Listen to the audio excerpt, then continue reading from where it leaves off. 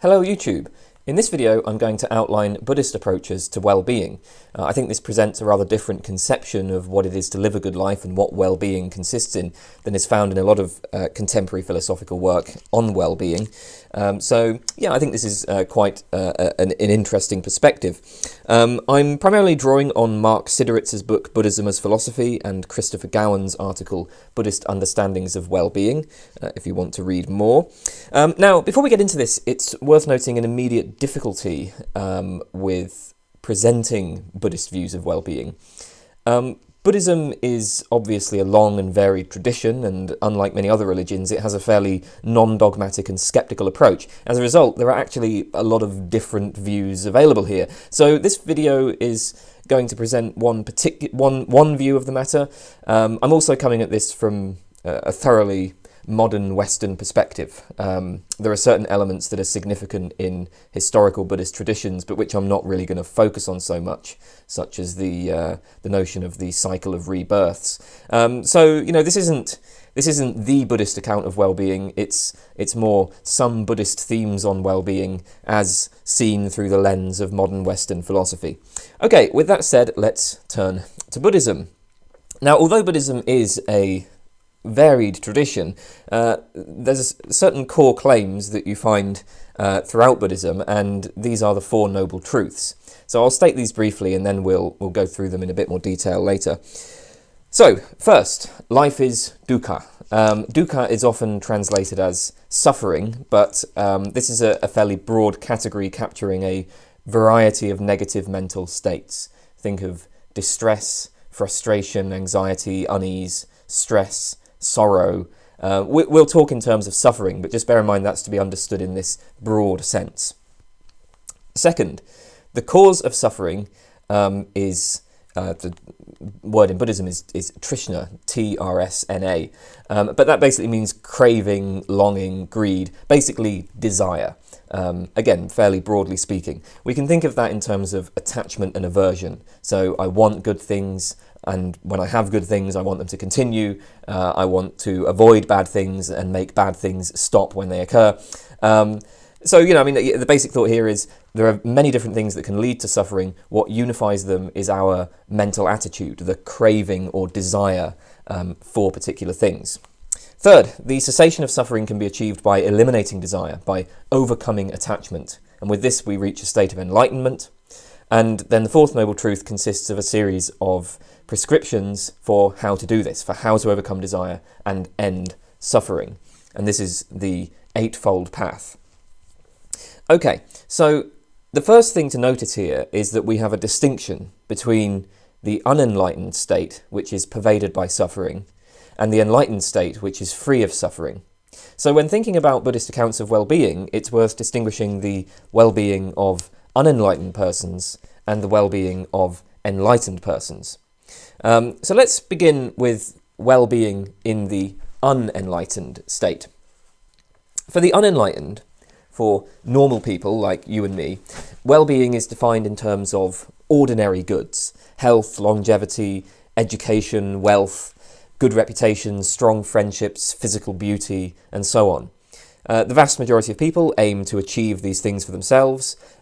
Morally virtuous people will try to promote these things for others. And we have well-being, we have good lives to the extent that we realise these ordinary goods. But the Buddhists would say that no matter how successfully we pursue these goods, our lives will be deeply flawed because they will be dominated by suffering. That's the message of the first two of the Noble Truths. Life is suffering, and suffering arises from desire. More precisely, the Buddhist tradition usually recognises three types of suffering, or maybe we can think of these as sort of three levels of suffering, three ways in which our lives are kind of pervaded by suffering. First of all, there is suffering due to pain. And this refers to suffering provoked by ordinary negative events, such as physical pain, or hunger, or losing your job, or having a loved one die. These events will produce unpleasant bodily and mental sensations. If you put your hand in a fire, you're going to be subject to an unpleasant feeling. That's suffering due to pain. An immediate thing to notice here, though, is that even in this case, it's not really the sensation itself that's the source of suffering, but it's the attitude we take towards it. Usually when we experience physical pain, we want it to stop, and that's a state of suffering. But notice that's not always the case. So think of somebody who is a masochist, who sometimes likes experiencing pain, or think of an athlete who enjoys the physical strain of exercise, or maybe somebody who's like really into eating hot chilies or something like that. What's happening here is like, so they might have the same sensation that I have, but maybe they don't suffer because they want it. So we suffer due to pain when our desires are unfulfilled. I desire particular sensations, or I desire particular experiences or particular interactions with others, and it's when those desires are unfulfilled that I experience the pain, that I experience the suffering. It's because of my desire to spend more time with my loved one that I suffer when my loved one dies. It's because of my desire to be free from particular physical sensations that I suffer when I accidentally eat the really hot chili. So that's suffering due to pain. Something we are all familiar with. Next, there is suffering due to impermanence. So in the Buddhist view, all things that originate from causes are impermanent. They will cease to exist. Like anything that's dependent for its existence on something else is going to cease to exist. And of course, all of the things that we care about are things, all of the things we want are dependent on causes. All of the things that we actually experience are dependent on causes and so are impermanent. I suppose that the general point here, maybe we don't need to get into the metaphysics, right? It's completely uncontroversial to say that all of the things in our experience are going to change and cease to exist sooner or later. So, all things are impermanent. Now, this leads to suffering. In a way, suffering due to pain is itself a product of impermanence. The reason why we experience physical pains is because a perfectly healthy body is impermanent. We experience emotional pains because anything you do, like your job or your interactions with loved ones and so on, that's all impermanent. Impermanence naturally leads to frustrated desires. So in a way, this kind of explains the suffering due to pain. But as the Buddhist sees it, one of the consequences of impermanence is that satisfied desires count as suffering as well. And this is the case for two reasons. First of all, the satisfaction of a desire is itself impermanent. So, when we get what we want, right, we may experience happiness as a result of that. But we know that having what we want, the thing that we want, is impermanent. And that means that we're going to experience anxiety about losing the desired object. We're going to look ahead to a time when we no longer have that thing. And that creates suffering. And that fear of loss is going to mean that my desire is never fully satisfied. Because it's not just that I want a thing, I also want that thing, I want that thing to remain in my possession permanently, but that can't be the case. So the fear of loss sort of drives new desires. I end up creating new desires in order to secure the desired object that I already have. If I have in my possession some item that I want, that's not good enough in itself. I need to secure my possession of that item. And that requires having other things. So I'm going to have to desire other things. And then, of course, once I have those other things, I will need to secure my possession of those things. Right? And that's going to mean that I have to desire other things to secure those possession of those things, and on it goes, endlessly. This is a point that's made quite beautifully by Thomas Hobbes, right? Not a Buddhist, but I think his comments are relevant here. Hobbes argues that human beings are subject to a constant drive to increase their power, because the only way you can secure whatever powers you have is by gaining greater power. So like right now I'm using a computer, right? The computer is an object within my power. But wait, somebody might try to take this computer from me. Okay, so what do? Well, maybe I buy a gun, and then I have the power to fend off a thief. But I mean, a whole gang of thieves could overpower me and take my gun, and then take the computer.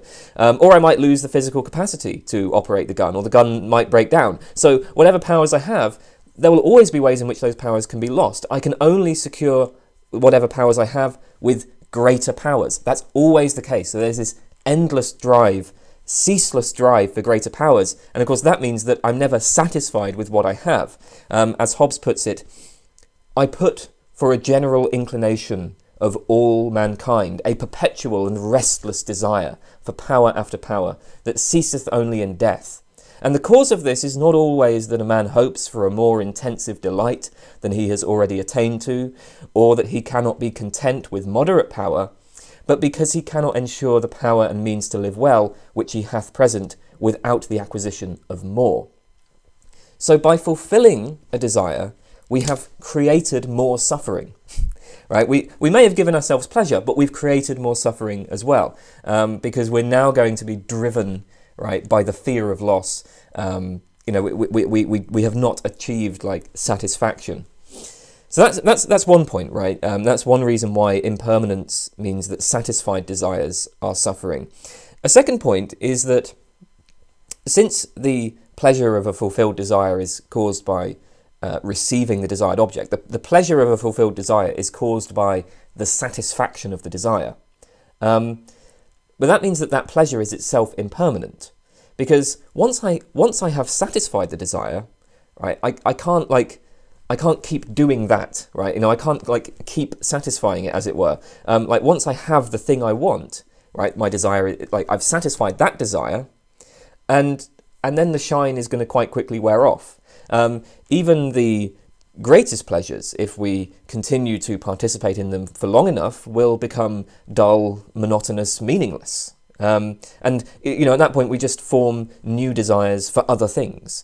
So this is, I think this is a common experience, right? Like you feel a craving for some new object or some new achievement. You work hard at it, but then once you have it, it's just normal and routine. So like, I, at the moment, maybe I have a fairly sort of standard television, and then I see in the shop that there's this brand new television that looks like it's, really special. I crave the new television. And then once I buy it, I'm going to feel pleasure for a few hours or a day or maybe a bit longer, but I'm pretty quickly going to go back to baseline. Once I've got that new television, it's like my state just sort of adjusts to it. It just becomes normal to me. And then I'm going to want something else, right? Maybe I'm going to want a new car or an even better television or something else. But notice what's happened here, right? By having this object that I desire, owning the desired object, that hasn't really produced any lasting pleasure at all. Instead, like I produced a bit of pleasure. I got a bit of pleasure when I satisfied the desire for it. But now, several weeks later, it's just one among many objects that are sort of, that are just kind of normal to me. They're just part of the background, and that, I have anxiety over losing. That's all I'm left with really is the concern that it might break down or that somebody might take it, or in a sense, it's not really giving me any pleasure at all. I'm just, if I have any feelings about it at all, the feeling is probably going to be anxiety over losing it, or it breaking down or something like that. I have, in a sense, made myself a slave of this external thing. I'm focused only on keeping the thing that I already have, and it's not really producing much satisfaction anymore. So the result of these 2 points is that we are always in pursuit of something new. We are always driven by new desires, and we never achieve any lasting satisfaction through fulfilling these desires. The pursuit of happiness is like a treadmill where we are just constantly running to stay in the same place, right? We never like get off the treadmill. We never manage to run fast enough to get off it. So it's not just frustrated desires that produce suffering. It's also fulfilled desires, right? The positive experience of fulfilling a desire will itself come with suffering. Okay, third, there is suffering due to conditions. Now, conditions here means the factors that are responsible for rebirth. So this is connected to Buddhist notions of rebirth. The reason that rebirth results in suffering, at least according to Mark Siderits, is that rebirth entails re-death. So we can't escape suffering and impermanence through death, because this is just going to confront us with impermanence again. Like when we die, we will be reborn, and then we're just going to be confronted with suffering and impermanence again. The expectation of an endless succession of future lives, all of them deeply unsatisfactory, is going to produce a kind of existential angst. We're trapped in this endless cycle of birth, inadequate life, and then we lose the life, and then it's rebirth over and over and over and over. And it's natural to think, in the face of this, what the hell's the point of it all? And if you believe in rebirth, then even suicide is not going to alleviate suffering, because you're just going to be reborn again. Of course, this specific form of suffering is not going to be so pertinent to Westerners. Few of us believe in reincarnation. But I think suffering due to rebirth is best seen as just one manifestation of a more general kind of suffering, which Siderits calls existential suffering. And existential suffering is brought about due to a sense of a lack of meaning or purpose, or a clash between our conception of ourselves and what we observe in ourselves. In general, when something makes somebody happy, it's because they take that thing to quote Siderits, to say good things about who they are and where they are going. Now, the problem with, for instance, belief in reincarnation is it can lead to this sense of ennui, right? Like, all my life is for nothing because one day I'm just going to die and it's going to start again, and like I'm not going anywhere, I'm just trapped in this endless cycle. But similarly, for those of us who do not believe in reincarnation, if we think that death is annihilation, there's also a sense of ennui there. I might think what's the point of all of this? Or one day I'm going to die and be obliterated, all of the things I've achieved will be meaningless, the world will go on without me, indifferent to who I was or what I did. I find myself unable to locate any substantial meaning or purpose. So we have this existential suffering, this lack of meaning, this sense that I kind of take myself to be important. That's part of my self-conception, but then I observe that I'm just one among many humans and I have a short life and it's going to be completely annihilated, and what's the importance of that? This is existential suffering. Moreover, existential suffering is built into other forms of suffering. Consider again physical pains. Suppose that I have a toothache. Well, on the one hand, there's the unpleasant sensation. I don't want this sensation, so that creates suffering in itself. But then I'm also going to reflect on that sensation, and I'm gonna worry about things. I'm gonna think, how long is this gonna last? Will I ever get better? And what does this say about me? I mean, if I have a toothache, maybe that means that I'm diseased. I once classified myself. I saw myself as healthy, independent, right? But now I'm diseased. I'm in a suboptimal state. So what does that say about my life and my future? What if the disease gets worse? Will I become dependent on others? So because I'm now classifying myself as diseased, this is in conflict with my self-image as a healthy, independent individual. I feel that my life has been drained of meaning and value. That's existential suffering. Existential suffering occurs when our own lives fail to meet our standards for meaning and value. And of course, moreover, we find existential suffering in many of our pleasures as well. So the most obvious example of this would be cases of acrasia or weakness of the will. I don't want to desire chocolate cake because I know that the chocolate cake will negatively affect my health and my physical appearance. But I do have the desire for it, and I just can't stop myself. I'm compelled by the sensory pleasures of the chocolate cake. And so, I'm eating the chocolate cake, yet even as I'm eating it, I'm experiencing, well, first of all, I'm experiencing this problem of impermanence, because the pleasure will disappear as soon as I've swallowed the cake, and I'll just have the desire for more. But then second, there's this existential suffering in the negative evaluation of myself. I've fallen into temptation. I am weak. I am unable to control myself. So even as I'm experiencing the sensory pleasure, I'm thinking, what does this say about me and where my life is going? And this is suffering. Of course, this is a very bleak picture of the human condition. But we're not without hope, because as the Buddhist sees it, that the fundamental problem is that unenlightened people exist in a state of ignorance. In particular, they fail to recognize three important facts, or three marks of existence. This is suffering, impermanence, and non-self. Now, we've spoken about suffering and impermanence. Obviously, people recognise that there is suffering, but they're generally ignorant of the depth and prevalence of suffering. Hopefully, the discussion that I've, discussing the forms of suffering has done something to illuminate just how poor the quality of our lives actually is. So maybe you're not so ignorant anymore. But yeah, we've spoken a bit about suffering and impermanence. Non-self. What's this idea of non-self? Now, I should say before getting into this, it's worth noting that, we have this distinction between unenlightened persons and enlightened persons. Now, we have not attained a state of enlightenment. At least I assume we haven't. I mean, I don't know, maybe some of you have. But, so one of the issues here is that any description of things like non-self is necessarily going to be limited. This is something that is fully understood only once enlightenment is attained. So the best we can do is kind of point in the direction of these things. But the basic idea is that unenlightened persons assume that there is a self, where the idea of self is, this means like the essence of each individual. So to say that I have a self, or that I am a self, is to say that there is some part of me that continues to exist through the many changes to my body and my mind, and this thing is necessary and sufficient for my existence. Like, my body and my mind are made up of various parts. I have like eyes, nose, limbs, organs. I have desires, beliefs, moods, feelings, thoughts.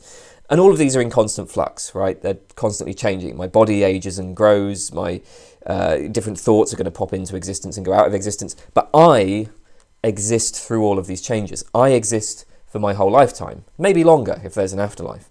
My existence does not require that all the parts of my body and mind continue to exist. So if my hand were chopped off, I would still exist. The self is whatever part of me is essential. It's the thing without which I would not exist. That's me, right? And then the other aspects of my body and mind are mine. They're sort of possessed by the self. My hands are mine, but they're not me.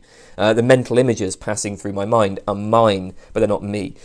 Myself is me. Myself is what grounds my persistence over time.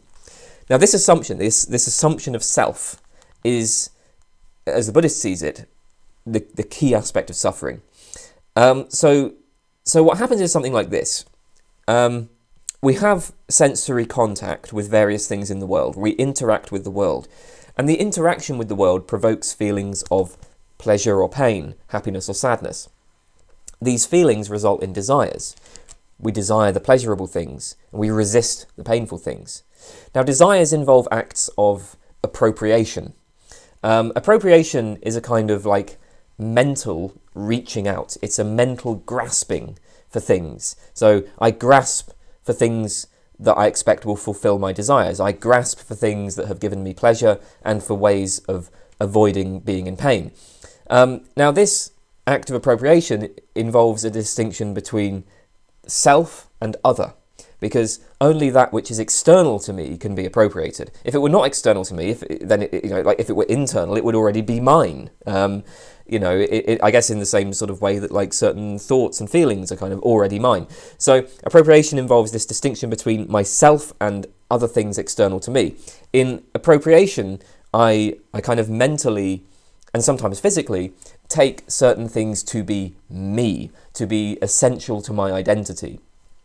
And this may include things that no longer exist or things that do not yet exist, but I imagine myself as this fixed thing, and I seek to preserve it. And of course, this fixed thing can be subject to pleasures and pains and so on. Already we see the potential for suffering here, because when my actual bodily and mental condition fails to meet my self-conception, I will suffer, right? That's a kind of existential suffering. So anyway, I take certain things to be me, right, to be part of my identity, and then I take other things to be mine, right? These things belong to me, they're my possessions, and this will fulfill or frustrate desires depending on my attitude to those things. When a pleasure is mine, that fulfills my desires. When a pain is mine, that frustrates my desires.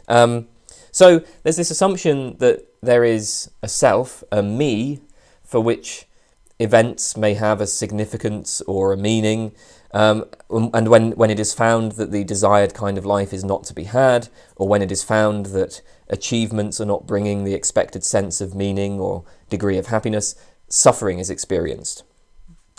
So this is sort of the fundamental source of suffering. The Buddhist has in some ways a deeply pessimistic view of the quality of life. Life is very bad, and I mean it's actually much worse than most people even realise. People are generally deluded about the prevalence and depth of suffering. Our desires create a kind of illusion because we expect that fulfilling desires will bring satisfaction. It won't. In fact, it will do the opposite. Very often, like, fulfilling desires is just going to create more suffering. So unenlightened people are sort of stuck in this condition of blindly pursuing their own suffering. They pursue their desires because they think that's going to alleviate suffering, but it's actually just going to lead to further suffering. Okay, so that's the Buddhist perspective on well-being among the unenlightened. But what about the enlightened? Well, here we come to the third and fourth noble truths. The cessation of suffering can be achieved by eliminating desire, by overcoming attachment, and with this we reach a state of enlightenment. Well, what exactly is this state? Suffering results from ignorance, and it's alleviated by fully overcoming ignorance. We must fully understand the facts of suffering, impermanence, and most notably, non-self. There is no such thing as a self. The desire for ordinary goods assumes that I am a kind of entity that could be made better off by attaining such things. But there is no such entity. There is nothing that is separate from various experiences, that is the subject of these experiences, and for which these experiences have good or bad meanings. There is nothing making the demand for meaning. In the state of enlightenment, this fact, the fact of non-self, is fully grasped. Enlightened persons realize that they are not selves. The assumption of self, right, is false, right? This is why we're in a state of ignorance. Now, I'm going to briefly note a couple of standard Buddhist arguments for non-self, but it's worth bearing in mind that even when people intellectually recognize the illusion of selfhood, that's not going to, in itself, alleviate that illusion. The assumption of selfhood will still guide behavior and attitudes and so on. It's not enough to just accept various rational arguments. Buddhism also involves practices like meditation that aim to fully dislodge the false belief. I mean, this is kind of the point of the fourth noble truth, where you have this set of prescriptions for how to overcome suffering, right? Like that set of prescriptions is giving you a set of practices to overcome self. But that's something that can't really be communicated in a video like this. So I'll go through the arguments so that we get some sense of what the state of enlightenment is supposed to be. But again, like that. I mean, I can't make you enlightened by just giving you rational arguments. So, one argument is what we might call the parts argument. So on the traditional Buddhist view, persons consist of 5 aspects. There are the physical parts, so that's the body, limbs and organs and so on. There are feelings, so pains and pleasures. There are perceptions, and this is the sensory content, like the things that you see and hear and touch and smell. There are volitions, emotions, physiological drives like hunger and thirst. And finally, there is consciousness, which is the awareness of physical and mental states. And this exhausts what makes up a person. Right, there are 5 and only 5 aspects, right? This is what persons consist of. But then the Buddhist argues that there is nothing in any of these categories that could constitute a self. So there is no self. Why is the self not to be found in any of these parts? Well, a traditional argument goes like this. All 5 aspects are impermanent. Take any of these aspects, sooner or later, it's going to cease to exist. But the self is permanent, because the self is what undergoes rebirth. The self is supposed to be what undergoes rebirth, right? The self is supposed to be what exists perpetually and independently from any particular life. So, I mean, again, most of us probably don't accept that argument, but this kind of argument can be modified. So we can note that over a single lifetime, all of these 5 aspects can change, and I mean, any part of these 5 aspects could be lost entirely. But the self is supposed to persist over a lifetime.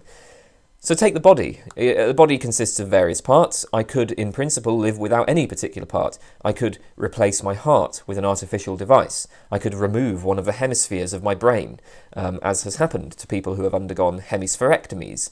In principle, I could exchange all of the parts of my body for other parts. Indeed, on an atomic level, that's already happening. All of the atoms of my body are constantly being replaced.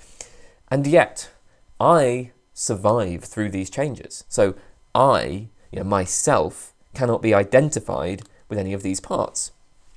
What about the mind? Well, here again, there is no enduring thing. The mind is rather there's sort of a series of distinct events. So I experience a pleasure, then a pain, then a sensory impression of blue, then maybe an anger, then a mental image of a unicorn, then a hope. Right? There's this chaotic bundle of feelings, perceptions, volitions, and because these follow each other in quick succession, some of them overlapping others, we have this illusion of identity over time. But what's actually going on is just a series of different things constantly popping into existence and going out of existence.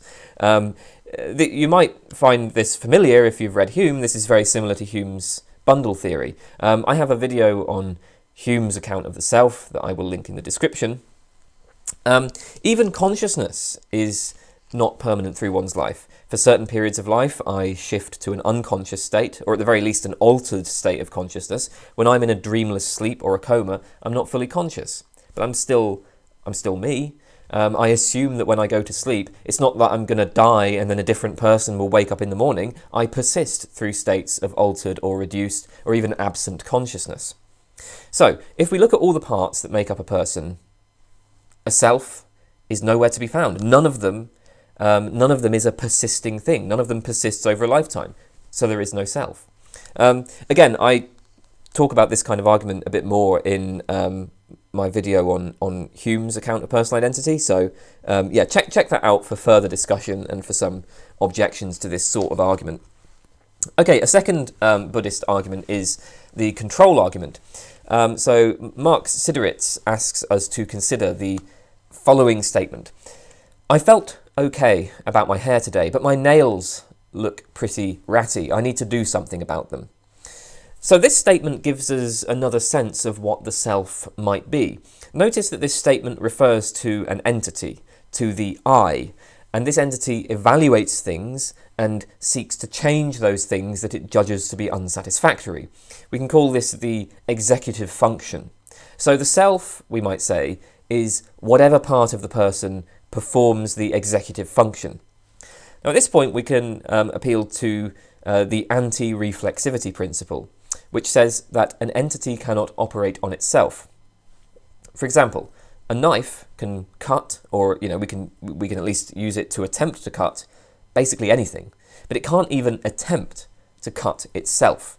A finger can point at anything, but it can't point at itself. You couldn't even attempt to make a finger point at itself. Now, there are potential counterexamples to this kind of thing, right? You might say, well, a doctor could operate on herself.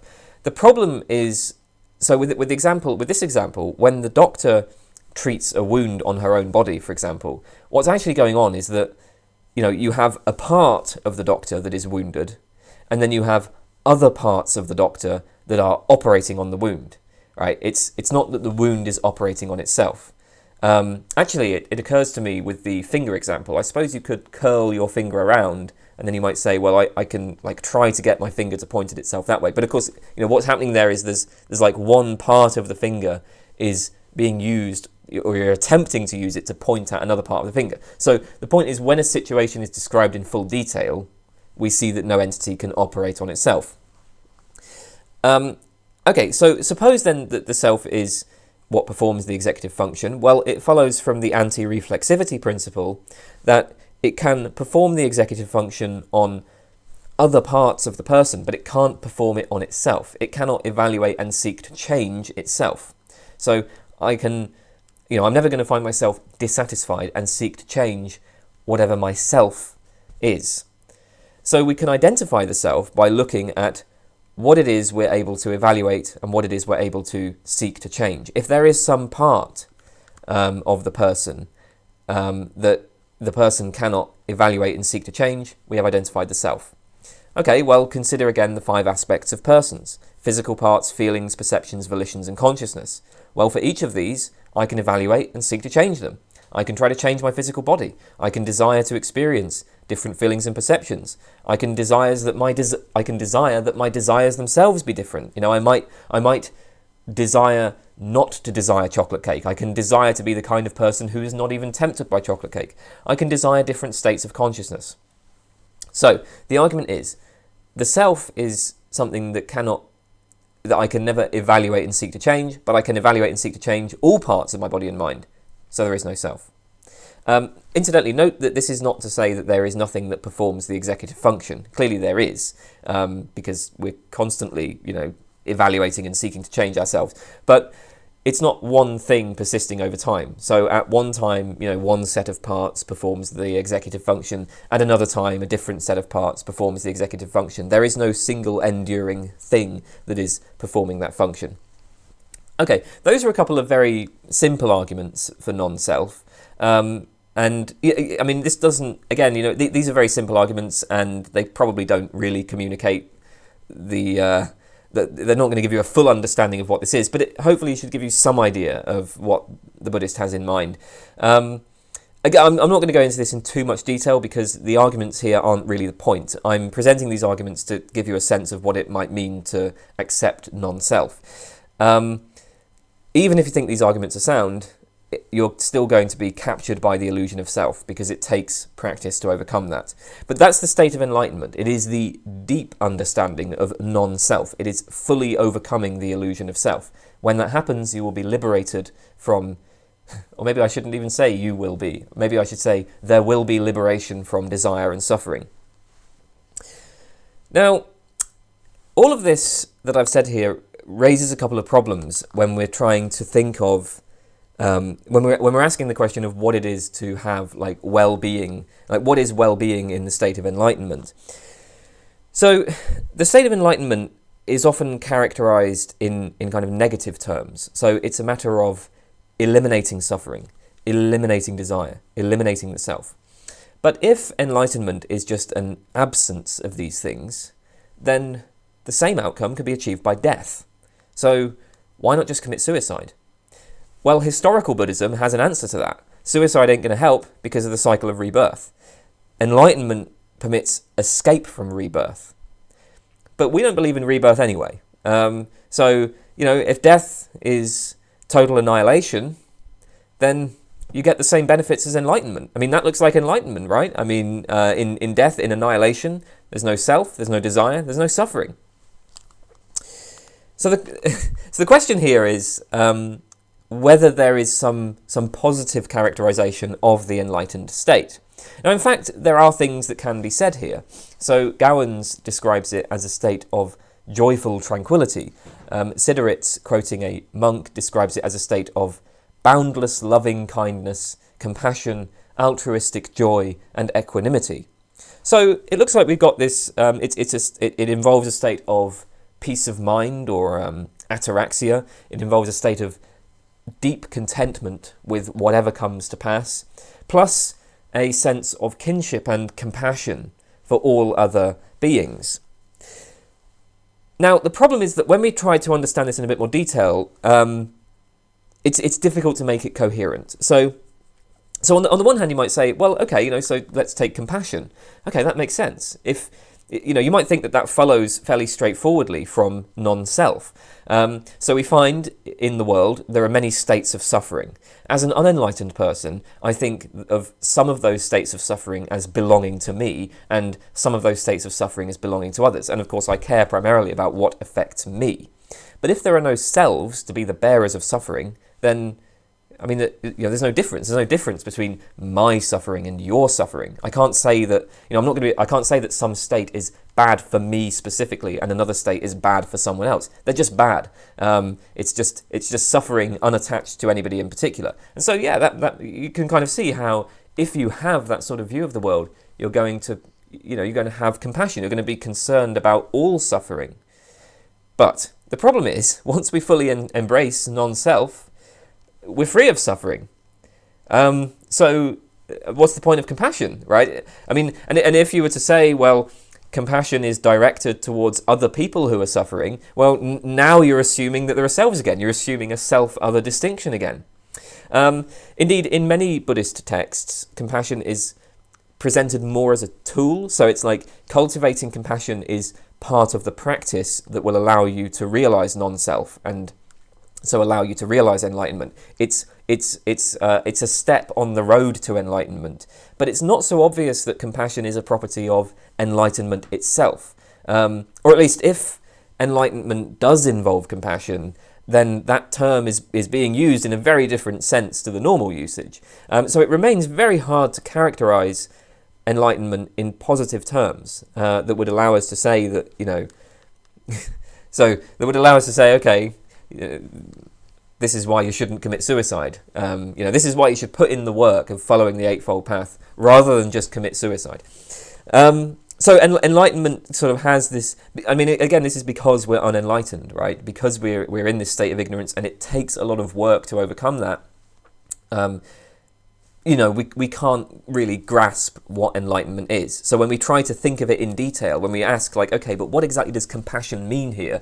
We find ourselves, running into paradoxes. Now, the ineffability of enlightenment raises a further problem. We've seen that for unenlightened persons, well-being is always going to be deeply flawed. Like, life is deeply flawed. Life is suffering. And enlightenment is presented as a solution to this problem. But it's also very hard to state, I mean, not just hard, it's impossible to state in positive terms what exactly the state of enlightenment is like. But in that case, I might think, well, how can I, as an unenlightened person, judge that enlightenment would be better? In fact, in some ways, the question seems sort of ill-formed, because in the enlightened state, there's not going to be a me, that's distinguished from others. I mean, it looks like, so, there are things I can say, like, so the state of enlightenment is absent any conception of self, it's absent of desire, absent of suffering, absent of value judgment. But, that's, even that much, even to say that, we're imagining something that's so far from our normal conception of ourselves and our experiences that it's hard to even, it's hard to comprehend this, it's hard to frame this in terms of our ordinary ways of thinking about well-being. How can I judge that I would be better off achieving a state which is not even comprehensible to me? If I can't comprehend what the state of enlightenment is like, then, how can I, weigh it against my current state? So basically the problem is that the Buddhist is presenting enlightenment as a solution to a problem. But because we can't properly comprehend enlightenment, we can't assess whether or not it's an acceptable solution. Actually, I suppose the Buddhist might say that they're not really presenting it as a solution to a problem. What they're doing is they're not solving a problem, they're dissolving it, right? So it's not that enlightenment gives you well-being, it's rather that there will just be no longer any concern for well-being. What we thought was a problem isn't really a problem at all. So you might want to put it in those terms. But the point is, however we phrase it, right, we have a distinction between these two states, the unenlightened state and the enlightened state, and we're not able to comprehend what one of those states is like, so how can we make an assessment? Well, perhaps one way to look at it is this. We can distinguish the point of view of unenlightened persons from the point of view of enlightened persons. Now, from the point of view of unenlightened persons, the unenlightened are in a state of dissatisfaction and suffering, no matter how many ordinary goods they are able to acquire. The enlightened, by contrast, are in a state of contentment, even when they lack what we would think of as ordinary goods, even when they are poor, struck by illness, in great physical pain. They exist in this state of just easy tranquility. And this isn't something like we don't have to ask them about this. Like, we can just see it. We can see it in their behaviour, right? And it's not something they even have to work at. It's not that they're ignoring the pain, finding ways to distract themselves. Like, if I was to burn my hand, I might shout and swear to distract myself. But the enlightened persons, they just seem able to accept it. They just seem completely content with it. They're free from any kind of attachment or craving.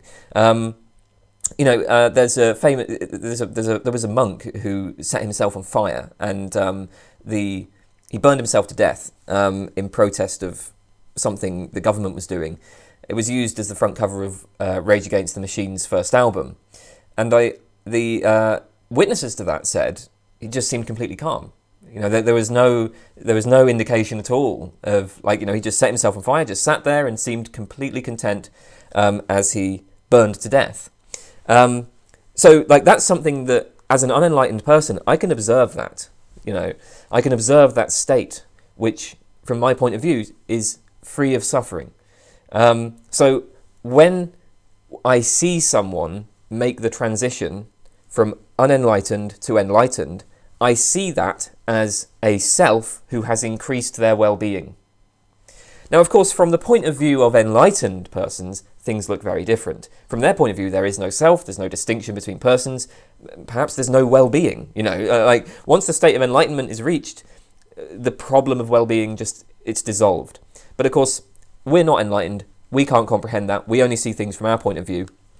And from our point of view, attaining enlightenment means significantly increasing our well-being. That gives us the motivation to do it.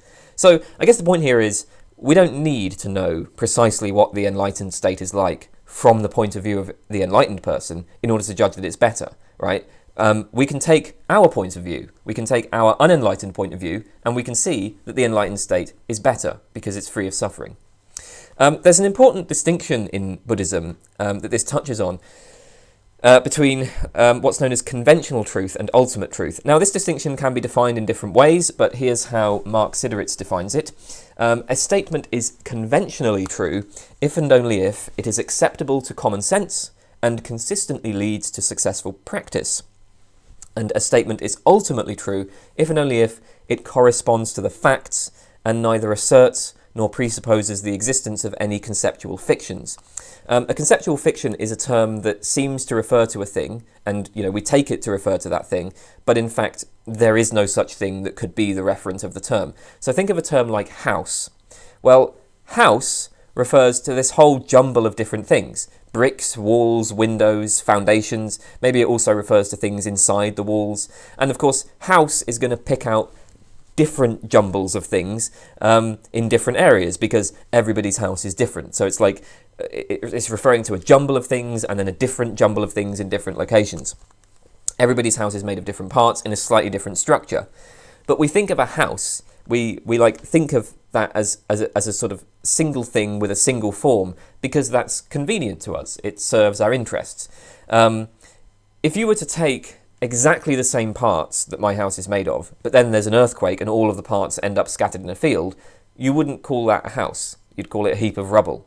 And I mean, the reason why you wouldn't call it a house is because it wouldn't serve our interests to classify it as a house. It's all of the same parts are there, but it just doesn't serve our interests to classify it as a house anymore. Houses do not exist mind independently. We've sort of made them up. We've kind of constructed them mentally, right? When we have certain sets of parts, we see it as a single thing because it's convenient to us. And that same point applies to pretty much everything we talk about. If you take the parts of a house, like if you take a brick, well, brick is a conceptual fiction too for the same reason. And of course, selves and persons are conceptual fictions. When I talk about myself and other individuals, and when I ascribe states to these individuals, I'm using conceptual fictions. But of course, when we talk about houses or we talk about individuals, we're not just talking nonsense, right? So I can say, Verity's house survived the earthquake and Sydney's did not. That's true. That's a perfectly sensible statement. It's true. But it's a conventional truth. And those of us who are unenlightened, will act on conventional truth, right? We see things in terms of conceptual fictions. We see things in terms of conventional truth. That's what guides our action. Well, in the same way then, it is a conventional truth that unenlightened people are in a state of suffering, while enlightened people have achieved release from suffering and have achieved well-being, right? So we depict enlightenment in the language of conventional truth, and we see that it's better. And, that's what we act on, right? We act on conventional truth because we're unenlightened.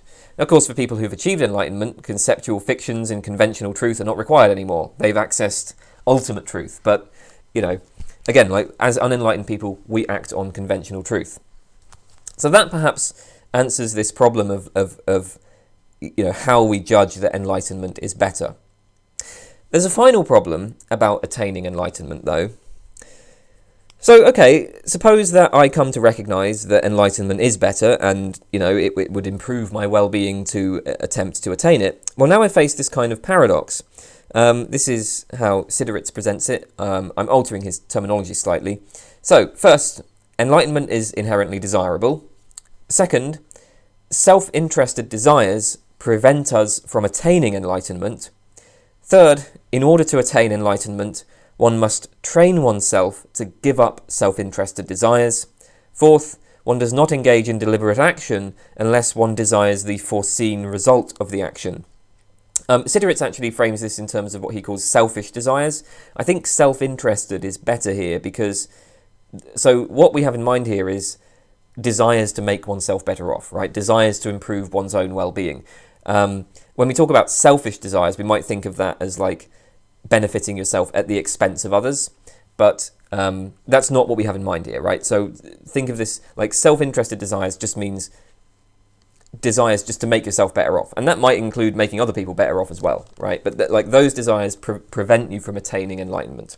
Okay, so the paradox. Well, the third proposition here suggests that we're not going to attain enlightenment just through luck. We have to work at it. And that's because we're all subject to self-interested desires, and it requires effort to overcome these.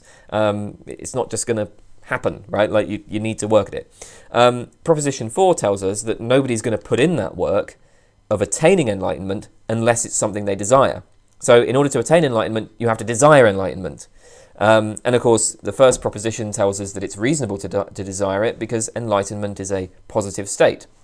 But now the problem is, the second proposition tells us that this desire, the desire for enlightenment, will in itself prevent the attainment of enlightenment. Basically, the problem is that to attain enlightenment, you have to obtain enlightenment, you have to give up the desire for enlightenment. But if you give up the desire for enlightenment, it looks like you're not going to get it because you won't work at it, right? And you need to work at it in order to get it. So we have this problem of like motivation, this kind of paradox of action. What might we say to this? Well, I mean, we might draw comparisons to other situations that have a similar kind of structure. Indeed, this is similar to the more well-known paradox of happiness. So people desire happiness, but it's commonly said, if you aim to achieve happiness directly, you're not likely to get it. If you want to have happiness, you need to focus on other goals. You should focus on doing meaningful activities and forming deep relationships with others and so on. And you should sort of not worry about happiness. Like, stop worrying about happiness, focus on other things, and that way you'll achieve happiness as a byproduct. But if you aim to achieve happiness, you're not going to get it. So, it's kind of a similar thing here, maybe. Of course, the situation with enlightenment is a little bit trickier because it's not enough merely to aim at something else, right? In the case of happiness, it's like, okay, don't aim for happiness, aim for something else, aim to engage in meaningful activities. With enlightenment, you're not aiming for something else. You have to give up aiming altogether. But you can't aim to give up aiming because that would itself be another aim. So, again, I mean, I assume the Buddhist response here would be that we're hitting the limits of intellectual inquiry. As we've said before, it's not simply a set of beliefs, it's a host of practices. So we might well begin with the desire to attain enlightenment, then we engage in a bunch of the relevant practices, and it's through engaging in those practices that we will come to lose that desire, hopefully. Okay then, well, that's everything I wanted to talk about today. Thank you for watching.